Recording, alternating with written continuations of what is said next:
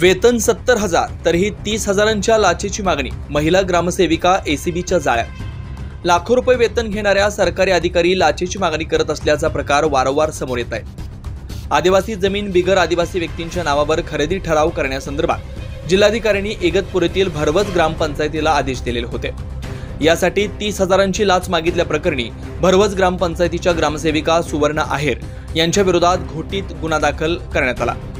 ठराव पास करून देण्याच्या मोबदल्यात 30,000ची मागणी केली असल्याची माहिती समजते। या प्रकरणी लाचलुचपत प्रतिबंधक विभागाच्या पोलीस अधीक्षक शर्मिष्ठा वालावलकर यांच्या मार्गदर्शनाखाली पोलीस निरीक्षक अमोल वालझाडे करतात। मात्र 70,000 रुपये वेतन असणाऱ्या सरकारी अधिकाऱ्याकडून अशा प्रकारची चिरीमिरी घेतली जात असेल तर सर्वसामान्य जनतेने विश्वास नेमका ठेवायचा कुणावर असा प्रश्न जनतेतून विचारला जातोय। 9 न्यूज महाराष्ट्र ब्युरो, नाशिक।